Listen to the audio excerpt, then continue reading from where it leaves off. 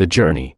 Here is the day-to-day record of James Hector's exploratory journey through the Rocky Mountains in 1858 with extracts from his journal.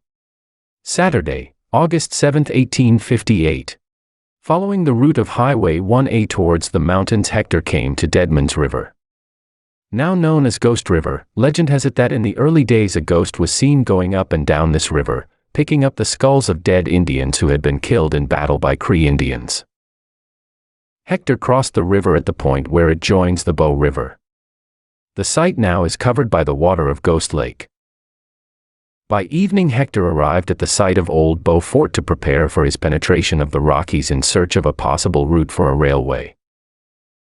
Hector described Old Beaufort this way. Its site is marked only by a group of mud and stone chimneys, the remainder of the fort having been constructed of timber, all of which was long ago removed and used by the Indians as firewood. A small stream joins the river from the west at this place, and the main stream itself makes a bend from the north in an easterly course. The remains of Old Beaufort are located at Stony Indian Park, about 20 kilometers west of the Morley Cutoff on Highway 1A, 60 kilometers west of Calgary. John Palliser, in his report, says, "The scenery is wild and beautiful.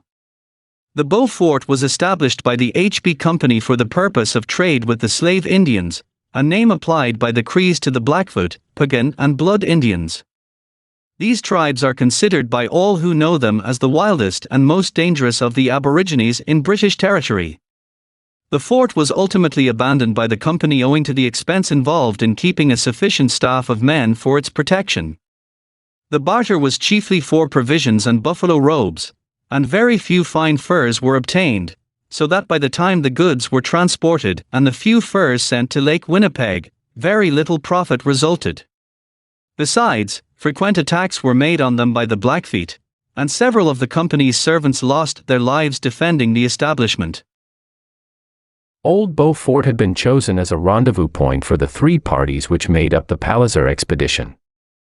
The groups were to explore the passes through the Rockies and find the most suitable route for a railway. As we were to be here for some days and to make our arrangements for traveling in the mountains without the carts, we induced our Stony Indian friends to camp beside us in order to get them to trade leather and pack saddles with us for tobacco and ammunition. For 4 days the party was busy preparing for its work in the mountains. Wednesday, August 11, 1858.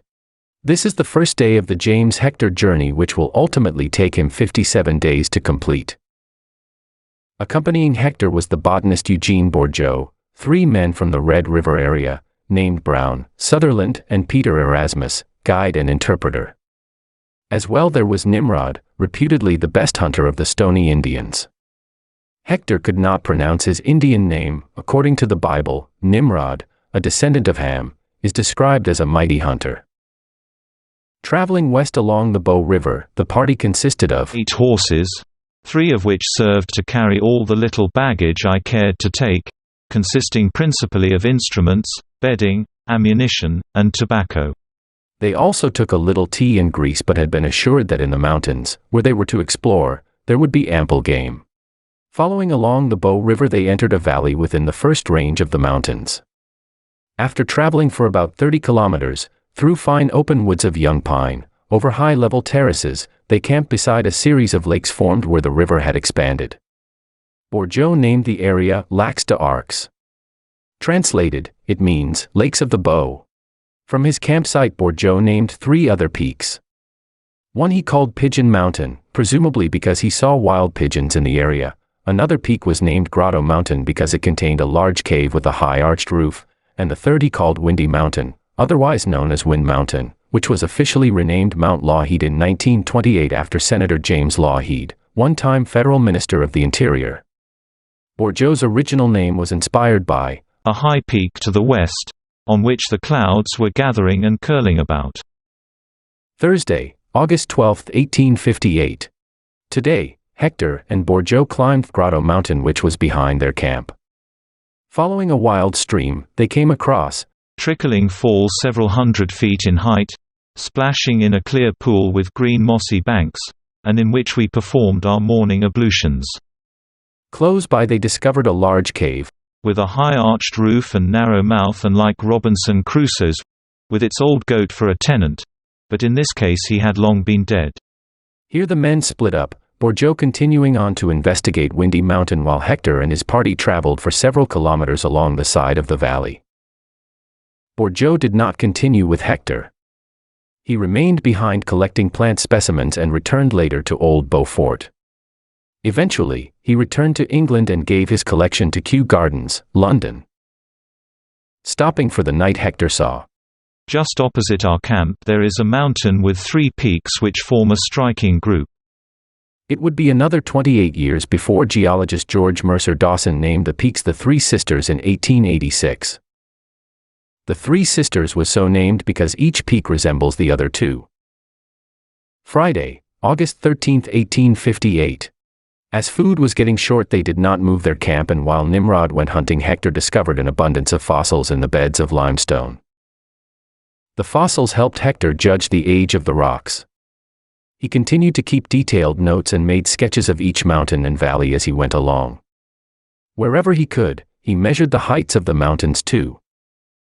Eventually, Nimrod returned after having killed a deer. Saturday, August 14, 1858.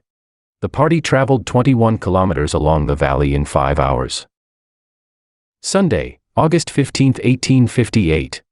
After an early start, they soon reached a beautiful little prairie at the base of the mountain where the water falls, as the Indian name has it, or the Cascade Mountain. A spectacular view of Cascade Mountain can be seen from the Trans-Canada Highway on the westerly approach to the Banff traffic circle. The beautiful little prairie, at its base, is now Banff Airstrip. During the expedition, Hector named the other feature mountain in the area, Mount Rundle, after the Reverend Robert Rundle, early Methodist missionary who visited the region in 1847. Monday, August 16, 1858. While waiting for his men to clear a track, Hector climbed Cascade Mountain where he saw a herd of mountain sheep, pikas, and marmots. Among the blocks of rock the souffleurs, or mountain marmots, kept whistling in a very loud shrill note, answering one another, and I also heard the squeaking note of the little pika or tailless hare, which is very common here. This is one of the most comical animals I have seen. It is about the size of a small rat, but made exactly like any other rabbit, excepting that it has round open ears. It sits up on its hind legs and calls its note in the most impudent fashion, faster and faster as you approach, but always ready to pop out of sight so quickly that you can hardly shoot them, at least with a flint gun. Tuesday, August 17, 1858. During the course of the day, the party covered 27 kilometers in 7 hours. While the men with the pack horses followed the track that had been cut out the day before, Hector and Nimrod set off to see a fine fall on the river, which lay about 3 miles out of the direct course. A high hill stands out in the center of the valley, and it is in breaking past this that the river is compressed into a very narrow spout-like channel, and then leaps over a ledge of rocks about 40 feet in height. At this point, Hector was describing Bow Falls and Tunnel Mountain. Returning from his visit to the falls, he noted that above the rocky contraction of the channel the river is dilated and sluggish, and the valley is filled up with large swampy lakes. Hector was referring to the Vermilion Lakes. Looking beyond the lakes, Hector reported, "We had before us a truncated mountain, evidently composed of massive horizontal strata, and which I named Mount Burgo. The pass that Sir George Simpson crossed the Rocky Mountains by in his journey around the world lies to the south of this mountain, and I half thought of crossing the river and following it, but we found so much white water in the streams from the south, showing that they were in flood. Crossed over a low point of rocks, close to the river, where we entered the second great valley, which is of magnificent proportions. Along the eastern side runs a wall of vertical beds, of light grey limestone, the serrated edges of which at once suggested the name of Sawback Range for them." In the distance, Hector noted a very remarkable mountain still at the distance of 12 miles, which looks exactly like a gigantic castle. He was referring to Castle Mountain, which was known for many years as Mount Eisenhower. Wednesday, August 18, 1858. Today, the party covered 19 kilometers. Their Indian guide, Nimrod, hurt his back severely after falling on his knife while chasing a moose. Hector later shot the animal, and after traveling a few kilometers they set up camp opposite Castle Mountain to prepare the meat. Thursday, August 19, 1858. Hector and Sutherland explored Castle Mountain. At one point, We saw several bands of sheep, but did not get a shot. However, we killed 2 of the marmots or souffleurs. It is the size of a badger, with coarse short hair and no proper fur. It has large incisor teeth like those of the beaver. It lives among the rocks, and has a large nest, in which it lays up stores of provisions for winter, during which season it never comes abroad. But whether it hibernates, or not, the Indians do not know. It returns to its hole late in September, at which time it is very fat and quite as good eating as the beaver, having the same rat flavor. they explored the mountain for 12 hours before returning to camp. Friday, August 20, 1858. It took them 6 hours to their next camp, which was on the top of the Continental Divide at the Vermilion Pass. It was at this point that Hector noted the first water we had seen flowing to the Pacific. I then ascended the mountain to the east for 1,000 feet above our camp, reaching the limit of the woods after 500 feet. The mountain is a mere spur from a large central mass of snow-capped mountains to the southeast, which I named Mount Ball, after the Under-Secretary of State for the Colonies. On the opposite side of the valley I saw that the Vermilion River rises from a glacier of small size in a high valley of Mount Lefroy.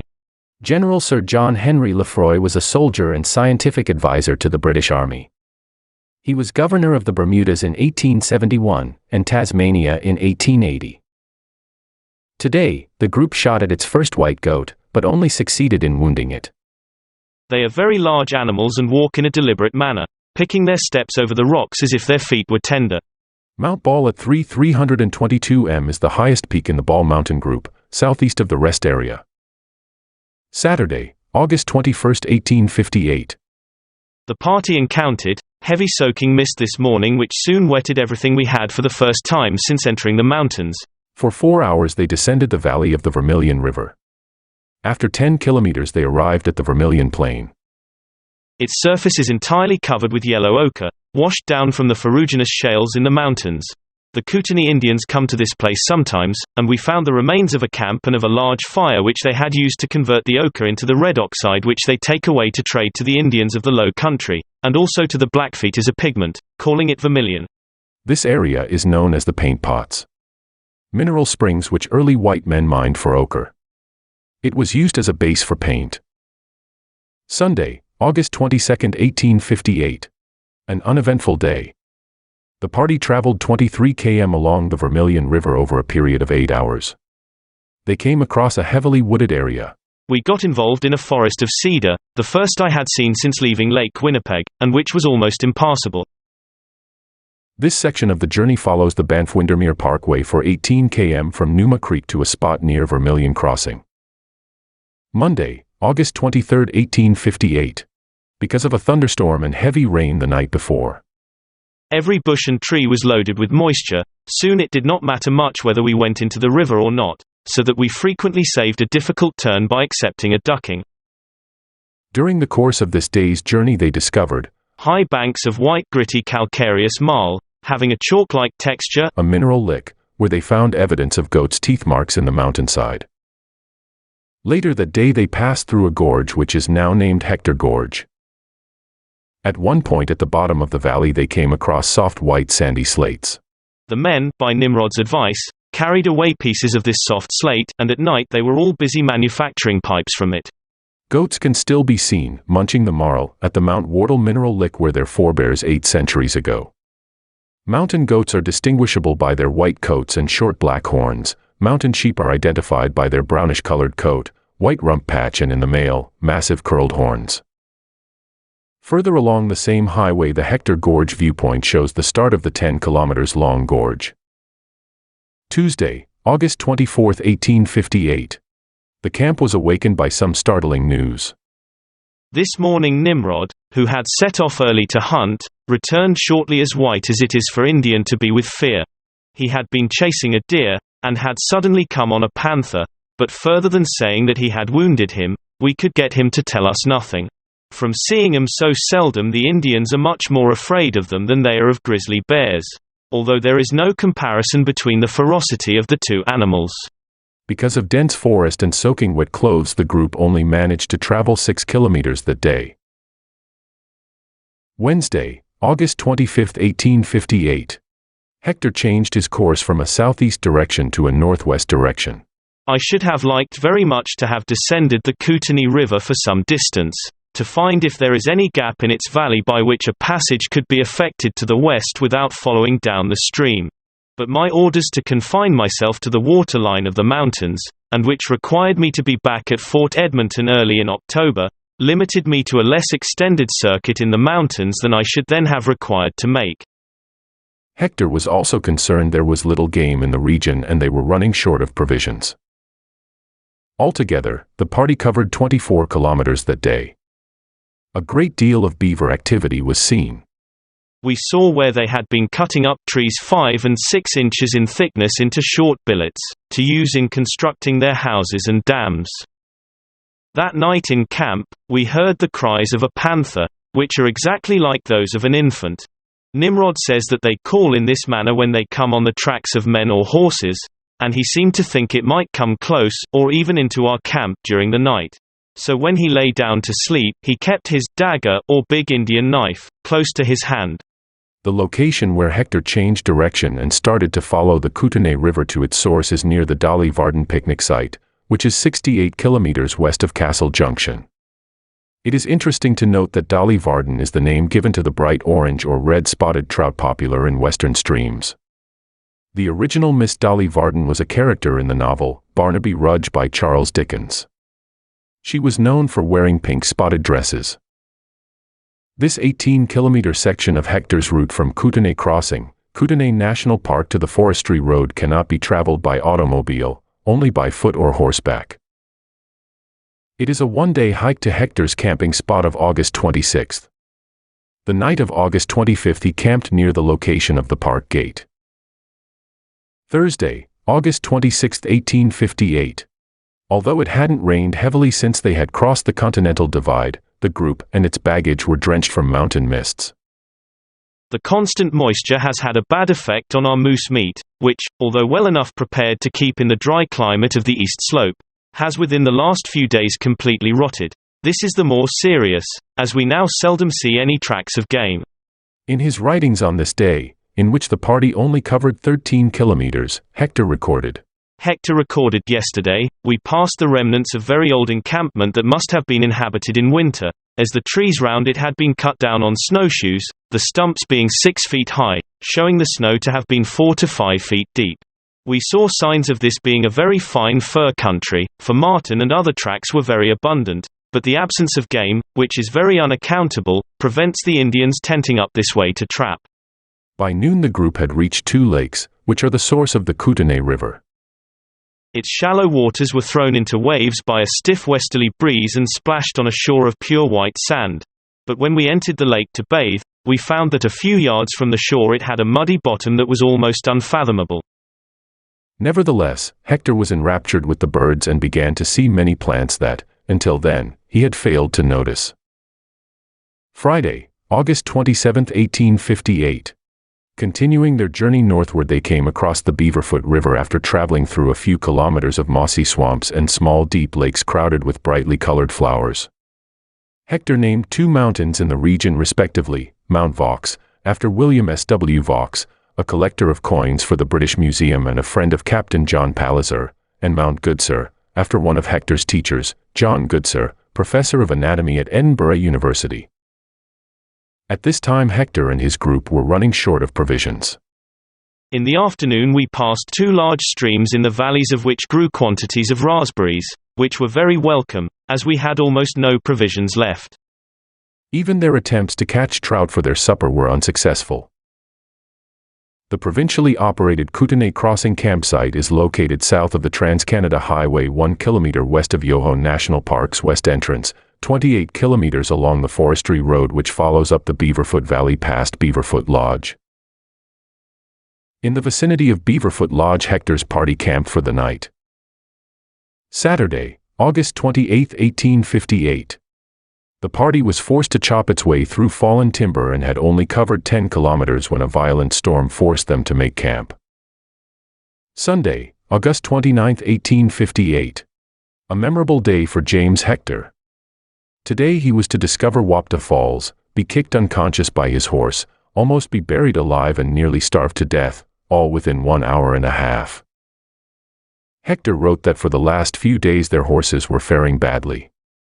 They couldn't find grass for them to eat and their legs are also getting very badly cut by the constant leaping and scrambling over the fallen timber, so that on the whole they have their tempers and patience tried a good deal. About mid-morning they come across a fine fall of 40 feet, which is now called Wapta Falls after the stony Indian word Wapta, which means river. A little way above this fall, one of our pack horses, to escape the fallen timber, plunged into the stream, luckily where it formed an eddy, but the banks were so steep that we had difficulty getting him out. In attempting to reach the water, he kicked me in the chest, but luckily I got close to him before he struck out, so that I did not get the full force of the blow. However, it knocked me down and rendered me senseless for some time. This was unfortunate, as we had seen no tracks of game in the neighborhood, and were now without food. But I was so hurt that we could not proceed further that day at least. My men covered me up under a tree, and I sent them all off to try and raise something to eat. A slightly different version of this incident can be found in the book, The Romantic History of the CPR. It tells about Hector's assistants preparing to bury him. The Indians with the party were in fear of attack by a hostile tribe and were anxious to push on. They thought that Hector had been killed, so they hastily dug a shallow grave into which they lowered the body. They were about to shovel in the earth when they noticed a flicker in the eyelids of the corpse, so they lifted Hector out again and found to everyone's joy that he was still alive. As I was quite unable to move, I sent my interpreter, Peter Erasmus, to ascend Mount Hunter, which is included in the angle of Kickinghorse River. While Hector recovered from his injuries, his men went hunting. Unfortunately, they returned empty-handed. It is believed that Mount Hunter is named after John Hunter, a famous Scottish anatomist and surgeon. Almost 45 years later, Hector would tell friends that he could remember exactly the spot where he was nearly buried alive. Monday, August 30, 1858. While Hector continued his recovery, his men, again, went looking for food. Erasmus and Brown found a herd of goats, but the only one they were able to shoot went and fell over a deep precipice out of their reach. The guide, Nimrod, became lame after a sharp spike ran into his foot while he was chasing a wapiti. Hector recorded, "We were now in a bad way as, although I had kept a private cache of about 5 pounds of pemmican, which I now produced. It was only enough for one meal for us all. He hoped to stretch the food for at least 3 days, by which time he hoped they would find game." After 5 weeks' travel, today was the first day when no progress was recorded. Tuesday, August 31, 1858. Because Hector was still in considerable pain, the party traveled slowly and only covered 8 kilometers this day. However, in remembrance of Hector's accident, his men named the river the Kickinghorse River. Using large cod hooks and twine, they were unsuccessful, again, at catching any fish. Wednesday, September 1, 1858. After an early start, the party covered 19 kilometers along the Kickinghorse River. Thursday, September 2, 1858. This morning, traveled on the Shingle Flat, which occupies the full width of the valley, crossing and recrossing the river, for 8 kilometers. The group had reached the start of a big hill, that is the slope where the Canadian Pacific Railway spiral tunnel is located. They ascended the hill rapidly, but loitered a good deal to eat large blueberries, that grew in abundance, and which we were very glad to get, although not very substantial food, when we had been fasting altogether for the past day, and living on only very short allowance for the previous 5. As they climbed over moss-covered rocks, the horses were continually sliding and falling. One pack horse, more clumsy than the others, lost its balance and fell about 46 meters down a precipitous slope. Catching himself on trees, the animal finally ended up astride a dead tree. Hector wrote that the horse slid on a dead tree that stuck out at right angles to the slope, balancing himself with his legs dangling on either side of the trunk of the tree in a most comical manner. They detoured about 1.5 kilometers to rescue the animal from its predicament. They continued traveling for 8 hours past small lakes and finally camped in a beautiful spot beside a lake with excellent pasture for the horses, which is most likely today's Summit Lake. Tonight they ate meat for supper.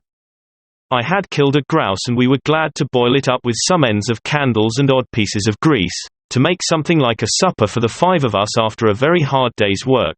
We were now 1,275 feet above our encampment of last night, and the cold was very sharp, and we felt it more severely in our famished state. Friday, September 3, 1858. Hector finally felt recovered enough from his accident to go hunting with Nimrod. They traveled a few kilometers on foot and soon Nimrod shot a moose. It was a doe and very lean, but, notwithstanding, we soon set about cooking and eating to make up for our long fast. It was not till we got the food that we all found out how depressed and weak we were, as desperation had been keeping us up. I had 3 days before promised that if nothing was killed by today I would kill one of the horses, and this evening, if Nimrod had not killed the moose, the old grey that fell over the cliff would have been sacrificed. I had refrained from killing a horse sooner, as I have been warned by experienced travelers that once the first horse is killed for food many more are sure to follow, as the flesh of a horse out of condition is so inferior as merely to create a craving for large quantities of it, without giving the strength or vigor to induce the hunters to exert themselves to kill other game. The prospect of starving is then looked on with indifference, as they know it will be avoided by killing another horse, until at last too few are left to carry the necessaries for the party, who then undergo great sufferings and, as in the case of several American expeditions, some may even perish. Descending the east side of the Kickinghorse Pass they followed Bath Creek to the approximate location of the Icefields Parkway Junction. Bath Creek was named in 1881 when Major A.B. Rogers, the famous chief surveyor of the Canadian Pacific Railway, took an unscheduled plunge into the river while trying to cross the stream on his horse. Saturday, September 4, 1858. As they were finishing their moose, a Stoney Indian, who had smelled the fire, dropped in on the camp. He said there was an Indian camp of 8 tents about 10 kilometers west. Slinging the moose meat over the horses, Hector's party went to visit the Stoney camp. It snowed most of the day, the first of the season. At the camp, which was at the side of a small lake below Mount Hector, the women took the whole management of our affairs, unpacked the horses, put up the tent, lined it beautifully with pine foliage, lighted a fire, and cut wood into most conveniently sized billets, and piled them up ready to hand. They then set about cooking us all sorts of Indian delicacies, moose nose and entrails, boiled blood and roast kidneys, etc. The Indian party, like Hector, had wandered into the valley looking for game, and had killed 6 moose in 2 days to feed its starving families. During the night, Hector's tent caught fire after he failed to douse his campfire before retiring. The fire spread to a pine tree which gave out a magnificent blaze, the roar of which luckily wakened me up, and without waiting to see how much was burning of the forest, I caught our powder and my trousers, and bolted right into the swamp. Fortunately, the blaze did not spread. The glare of light which this fire threw on the dark forest and swarthy faces of the Indians, who gathered round to watch its progress, was very striking. Hector's party moved north up the Icefields Parkway about 10 kilometers from its junction with the Trans-Canada Highway. Sunday, September 5, 1858. Hector's party was wakened at an early hour by the hymns of our Stoney Indian friends, who join in worship every morning and evening, but several times upon this day. None of them went hunting, as it was Sunday. Monday, September 6 and Tuesday, September 7, 1858. The Indians prepared a large quantity of dried meat for the rest of Hector's journey. All of it was very lean, and we could not get any fat or grease to trade from the Indians, which was a bad lookout, as it is nearly as hard to live on the dried meat of a lean animal alone without grease, as it is to starve altogether. At this time he exchanged our old friend, the grey horse with the bruised countenance, and by giving a little to boot, got a very good animal in exchange. They also allowed a young Indian orphan boy to join their party and travel with them to visit friends at another Stoney Indian camp. Wednesday, September 8, 1858. Leaving their Stony Indian friends, Hector and his group journeyed through a wooded area until they met the Bow River. Intermittent snowstorms hindered their progress. In late afternoon they came upon Goat Mountain, now called Bow Peak. Nestled in the valley was a large lake which was later named Hector Lake by the noted Canadian geologist Dr. George Mercer Dawson. The cold weather was having its effect on the men, and instead of pitching tents tonight, we made a regular winter encampment with pine foliage under us. Because of their curious outline, mountains to the north were described by the men that they were like an old woman's jaw. The Hector Lake viewpoint is located 17 kilometers north of the junction of the Icefields Parkway with the Trans-Canada Highway. Mount Hector looms above the viewpoint to the east, while Bow Peak is the first mountain north of Hector Lake, up the valley. The castellated towers of Dolomite Peak, which rise near the head of the valley beyond, are probably those reminding the party of an old woman's jaw. A year later, traveling down the nearby Pipestone Valley, Hector's party noted another mountain that so much resembled a large tooth that we named it Mount Molar. Now known as Molar Mountain, it is northeast of Mount Hector. Thursday, September 9, 1858. As the timber began thinning out, they began to make better time, and today, in fact, they covered 24 kilometers. The Stony Indian orphan boy taught Hector how to snare tree grouse, at which Hector became quite proficient. He took a short piece of sinew twine and made a noose, which he fastened on a slender pole, and advancing slowly to the bird gently passed the noose over its head, and pulled it off the tree. During the course of the day's journey they traveled past Bow Lake, the water of which was of a bright green color, and reached a height of 2,097 meters above sea level at Bow Pass, which is considerably higher than the 1,640-meter Vermilion Pass. From the summit of the Bow Pass, they claimed they could see 40 kilometers down the Mistaya River Valley. Mistaya is an Indian word for bear. They descended 274 meters and then encamped at Mistaya Lake. The Bow Lake viewpoint is located on the Icefields Parkway 34.5 kilometers north of its junction with the Trans-Canada Highway, and the Bow Pass summit is located 6.2 kilometers further along. A spur road branching at this point leads to the parking area for the Pito Lake viewpoint and a scenic view of the Mistaya River Valley. Hector's journal makes no reference to Pito Lake, and it would appear he did not see it. Friday, September 10, 1858. Early in today's journey they passed two shallow lakes called Waterfowl Lakes. After traveling 26 kilometers, much of it in dense woods, they came upon the North Saskatchewan River. That night they saw Donati's comet traveling across the sky. The comet had caused quite a stir in scientific circles at the time, but this was the first night that Hector's view had not been hidden by mountains. Saturday, September 11, 1858. During the night we heard a great noise, like distant thunder, at intervals, which Nimrod said was caused by ice falling in the mountains. The group traveled 16 kilometers along the House River, named after Joseph House, for trader and explorer, who journeyed through the pass in 1809. During the afternoon one of their pack horses, carrying Hector's collection of plants and animal skins, plunged into the waters of Glacier Lake. The animal, which, a few days earlier had jumped into the Kickinghorse River, was retrieved and its pack dried out. Glacier Lake was so named by Hector because of the massive glacier at the western end. Tonight, they tried shooting bats. We found that the noise was echoed in a most wonderful manner by the successive points from side to side of the lake, the report being thus repeated in a sharp, distinct manner 6 or 8 times. The parking area for the trail is situated on the west side of the Icefields Parkway, 1.2 kilometers north of the David Thompson Highway junction. Parking is well off the highway on the edge of an old roadside gravel pit. Sunday, September 12, 1858. Hector moved their camp to the base of the glacier and explored the valley floor. Hector spent the day with Sutherland exploring the glacier. Their Indian guide Nimrod turned down their invitation to accompany them. I wished Nimrod to go with me, but he would not venture on the ice, but told all sorts of stories of sad disasters that had befallen those Indians that ever did so. How that, if they did not get lost in a crevasse, they were at least sure to be unlucky afterwards in their hunting. Although it was cold on their feet, Hector and Sutherland wore moccasins without socks in order to get a better foothold in the ice. They stepped warily around chasms and breaks in the ice.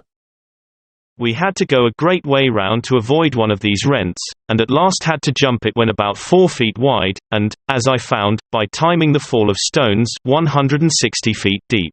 During their investigation of the glacier they saw ice pinnacles crashing, which days earlier they had mistaken for the sounds of thunder. From high on the glaciers, we had a splendid view over the Mer de Glace to the south and west, the mountain valleys being quite obliterated, and the peaks and ridges standing out like islands through the icy mantle. The high peak at the center of the glacier was named Mount Lyell by Hector after the noted British geologist, Sir Charles Lyell. The glacier became known as the Lyell Icefield in 1964. Later in the day they climbed a nearby peak which Hector named Sullivan's Peak after John W. Sullivan, astronomer and secretary of the Palliser expedition. Across the lake, there is one peak that has a pyramidal top completely wrapped in snow and at least double the height of where I stood above the valley. Hector named this peak Mount Forbes in honor of his longtime friend, natural history professor, Edward Forbes. Hector and Sutherland encountered a small problem on their descent.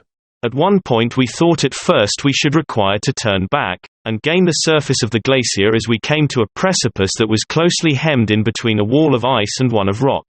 However, by knotting our leather shirts together, and taking off our moccasins, which were now frozen, we managed to get past the difficulty, and pushing on rapidly reached our camp at 8 o'clock. While Hector and Sutherland climbed the glacier, his other men hunted for game but returned empty-handed. We were now limited to the dry lean moose meat, which has not much more nourishment in it than chips of parchment. At night they saw a great glare of flame down the valley at the lower end of the lake, and we rightly conjectured that the fire we left at our halting place among the fallen woods had set the forest on fire.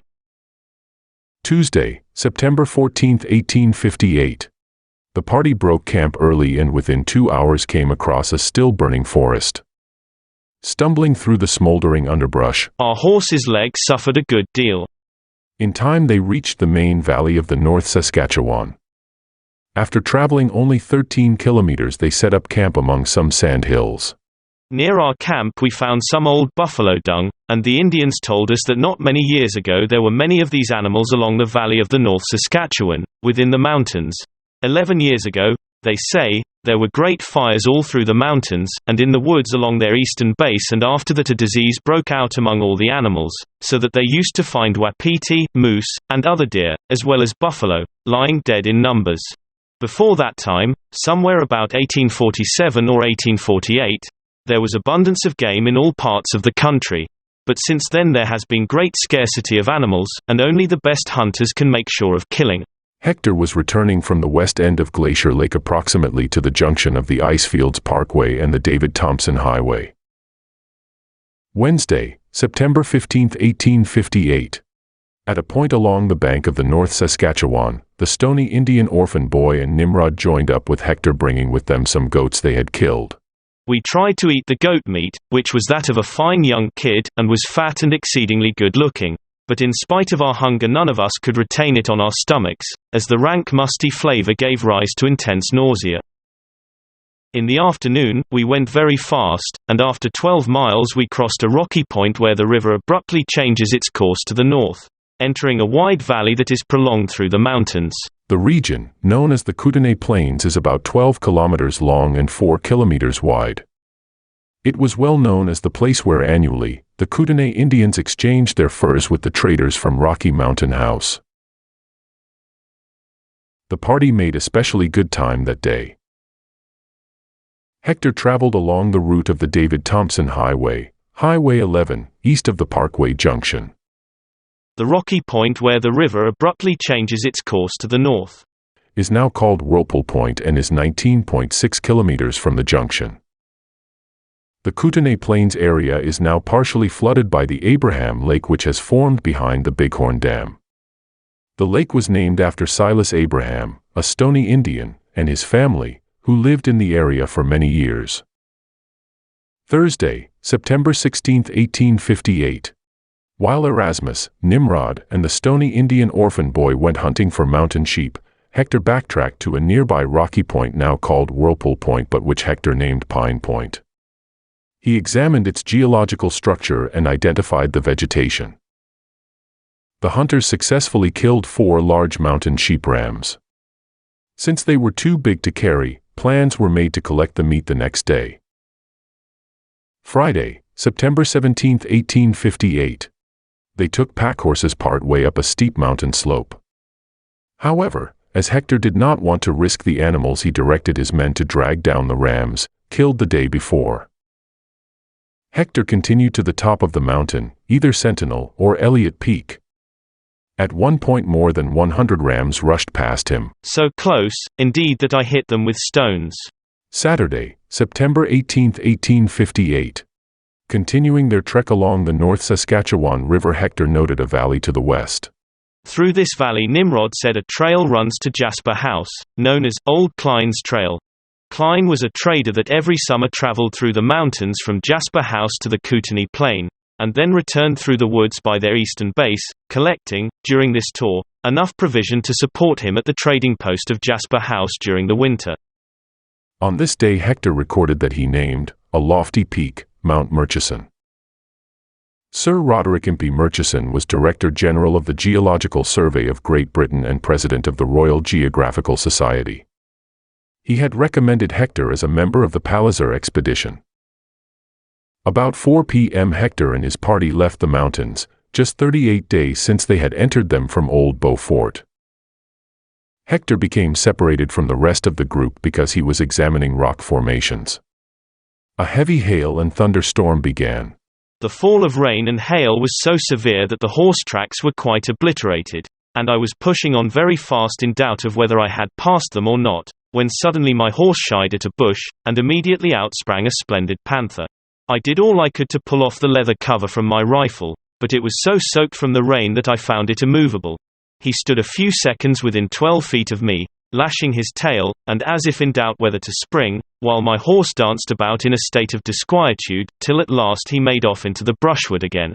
He was of a browny-red color, and I had only time to remark the great width of his face, and the length of his tail. Hector, none the worse for his encounter with the mountain lion, shortly rejoined his men where they had set up camp at Terschishner Creek. The party had covered 39 kilometers that day. Mount Murchison stands out to the south and west along the route from the Icefield Parkway. Sunday, September 19, 1858. Hector moved east and it was decided the others would follow as soon as the camp was dried off from the previous day's storm. Nimrod was aware of good pasture at Bighorn Creek and a few days' stay in the area would ensure that the horses would be well rested and fed for the long trip to Fort Edmonton. Hector set up camp along Bighorn Creek. The country in the Great Valley between Brazos Ranges and the mountains proper is very beautiful. Monday, September 20, 1858. For the next 7 days they stayed at the same campsite and made occasional short journeys into the surrounding countryside to hunt and examine the flora and fauna. Tuesday, September 21, 1858. They were joined by a party of Stoney Indians, Chief Sampson's band, which was on its way to Old Beaufort. Wednesday, September 22, 1858. With 9 members of the Stoney band, Hector, Erasmus, and Nimrod went hunting mountain sheep. They found a flock and were successful in killing 10 of them.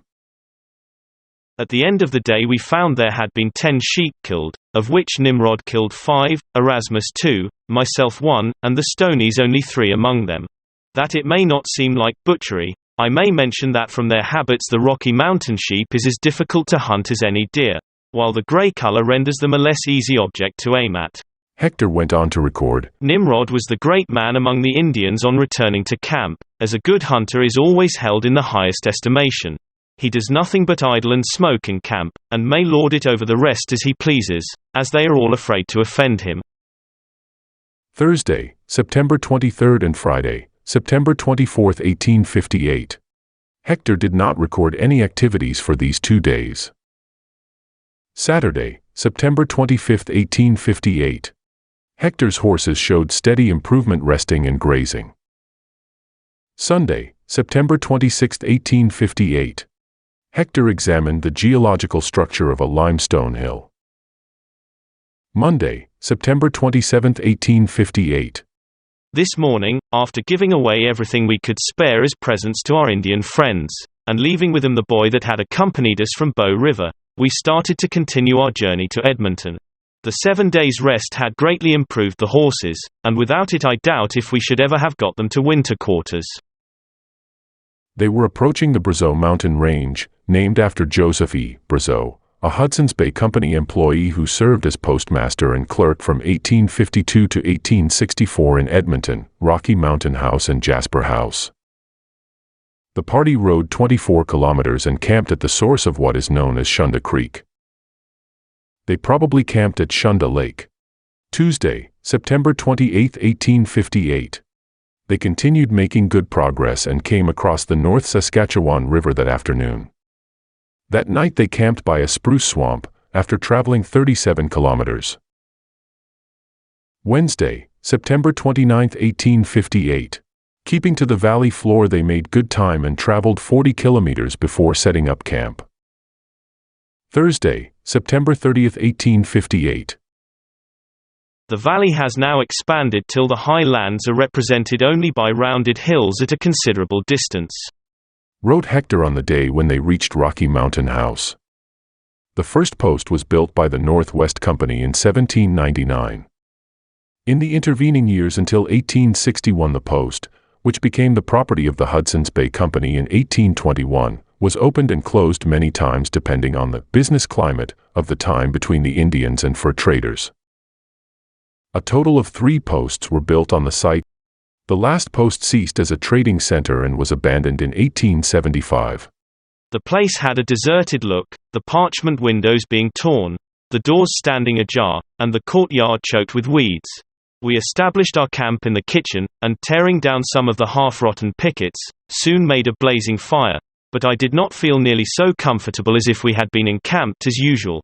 Our supply of sheep pemmican that we had made was now finished, and on looking for the bag of dried meat the Stony Indians had prepared for us, we found that it had dropped out of our pack, so we were left without any provisions, and had still 180 miles to travel.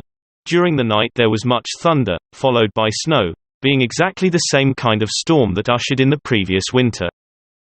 Friday, October 1, 1858. The ground was covered with snow. They killed some grouse for breakfast and spent the day searching for their horses which had strayed from camp. Saturday, October 2, 1858. The snow had disappeared although there was a hard frost. They left Rocky Mountain House and headed northeast, crossing the North Saskatchewan and Clearwater rivers. After traveling 26 kilometers they came upon Last Hill Creek, so named because it is located at the bottom of a hill from which the last view of the Rocky Mountains can be seen, about 80 kilometers away. To follow the Blackfoot track to Fort Edmonton leave Rocky Mountain House by way of Highway 598 towards Leslieville. At Leslieville turn north.